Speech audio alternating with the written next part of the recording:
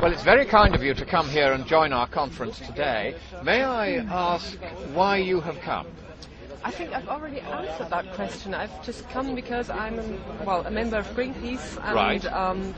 We've heard that this conference is about people who negate climate change. Right. Now, there has been climate change, hasn't there, for 4 billion years? Well, you tell me, I'm young. Right. That's a good answer. That's a very good answer. Can I ask you then, if there's been climate change for 4 billion years, why are you against it now? Because, over the last, let's say over the last 80 years, climate change has been really, really accelerating, and we have a big problem now, and we need to act very, very eagerly. Right. Now, the UN, in its calculations, shows that in all but the last 20 years, we could not have had any effect on the climate. It's a very recent effect that we might have had. So, given that there has been warming for 300 years, and 280 years, we could not have made any difference. Are you saying that in the last 20 years, we have suddenly done something that really changes the climate? Well, if you look at glaciers, if you look at the poles, and if you look at weather changes, it's very, very obvious. Let me ask you about the poles. Are you saying that there has been any unusual melting of ice at the poles? I think so. And how do you know that? Because I'm reading reports, I'm hearing people talk, and I'm reading the press. Have you ever checked any of the data from the scientific institutions or in the learned literature directly?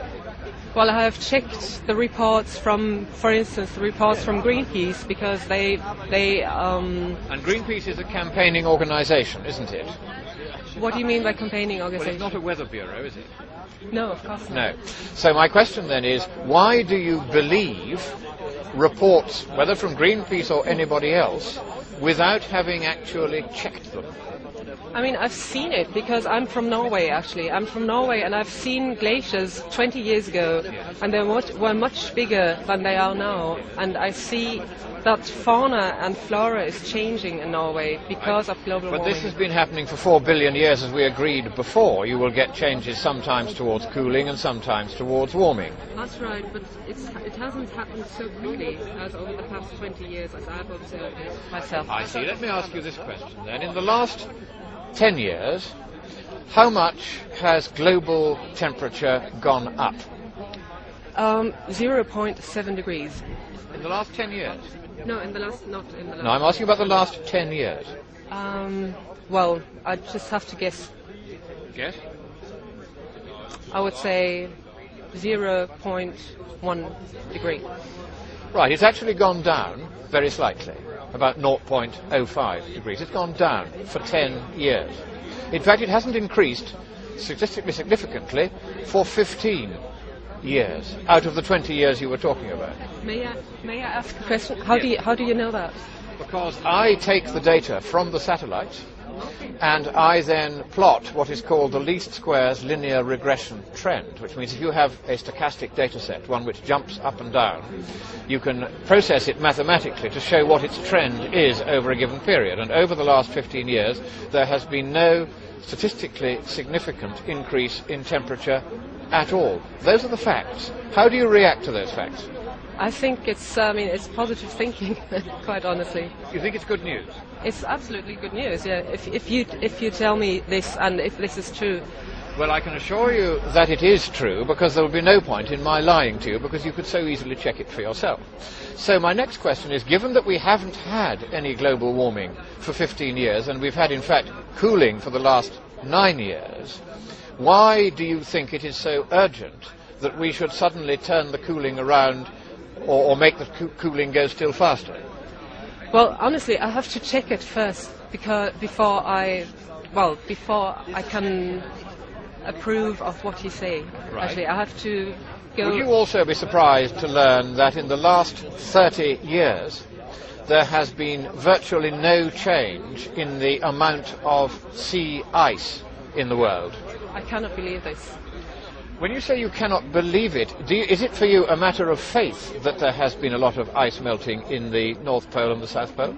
It is actually. It's a matter of faith because I haven't been at the poles to check it myself. In that case, do you not think that it would be a good idea to check with, let us say, the University of Illinois, which keeps all the Arctic and Antarctic records? That would be an option, but it would also be a good idea to check the University of Tromsø, for example, who also checks the Arctic movements.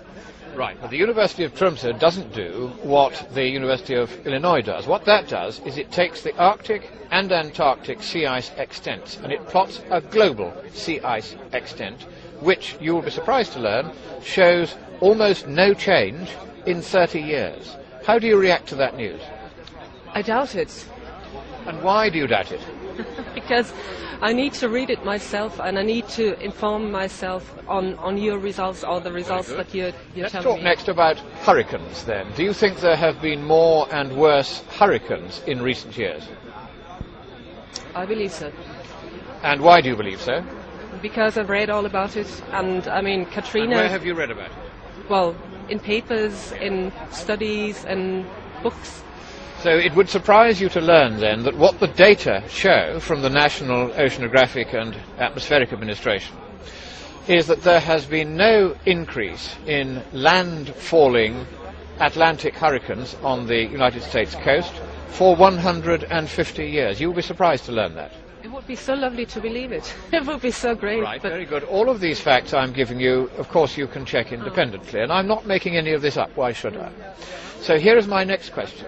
Were you aware that the combined frequency, duration and intensity of all the hurricanes, typhoons and tropical cyclones around the world reached its lowest point in 30 years just 2 months ago? I'm very surprised to hear that, yeah. What is interesting to me is that you don't know any of the facts about the climate at all, and yet you are wanting to change it in a particular direction. Can you explain why? Okay, I think we're talking of different planets. I mean, you're talking about a planet where global warming doesn't happen, and I'm talking about a planet where it certainly does happen. But forgive me, I talk about a planet where if I want to know whether global warming is happening or not, I check with the people who keep the actual data. I don't go to the newspapers or to Greenpeace. Why don't you go and check the actual data rather than believing, as a matter of faith, what is in fact a matter of science? But I have faith in organizations like, for instance, Greenpeace. Why?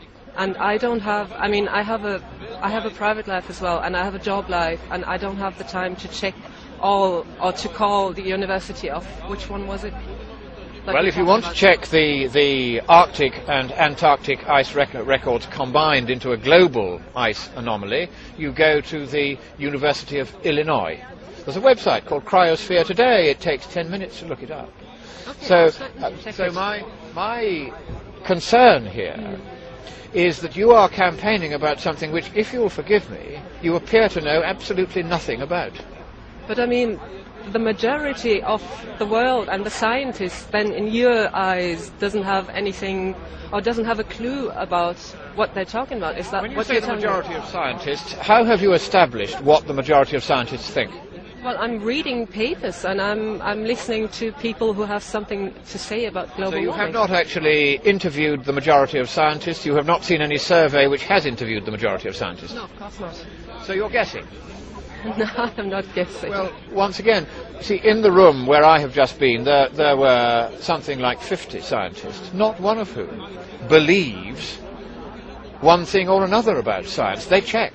Because, let me ask you this question. If you were to discover that everything that I said to you about the climate, that we've had global warming, global cooling for 9 years, that we have had less hurricane activity recently than at any time in the last 30 years, that there has been no change in the extent of global sea ice, or virtually no change, for the last 30 years, would you think that therefore the organisation that you believe in has misled you? No. In other words, even if I proved these things to you, you would still prefer to believe a political line given out by an organisation rather than the scientific facts? No, I would have to check it for myself first, and then we should talk about this again. Right. Okay? Well, I would like to say I'm most grateful to you for having given me so much of your time. I do beg you not to believe either me or anyone else on this, but to do exactly as you've just said and check for yourself. And when you do, I think you will find that you are addressing a non-problem. Thank you very much. We will see. Thank you. What's your name again? My name is Christopher Monckton. Okay. And your name is? Talking to you, Christopher. Kirsten Blodig. Kirsten Blodig. Yeah. Vielen Dank. Okay.